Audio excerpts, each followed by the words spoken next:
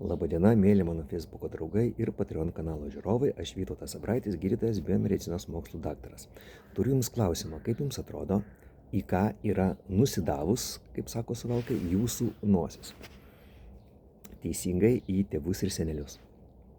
Lygiai taip pat kaip nosis yra panašus ir jūsų vidaus organai ir jūsų kraujo rodikliai. Tiek kraujo tyrimas, forminiai elementai, tiek biocheminiai kraujo rodikliai, including garsųjį cholesterolį. Taip gali būti kažkiek pasimaišę tėvo mamos genetika, kažkokia mikromutacija, bet iš esmės tai yra tėvų senelių rodikliai. Ir kaip nosies forma, taip ir, pavyzdžiui, hemoglobinas. Vienam žmogui normalus gali būti 150, kitam 117. Ir abudu jie gyvena iki 90 metų ir vargo nemato.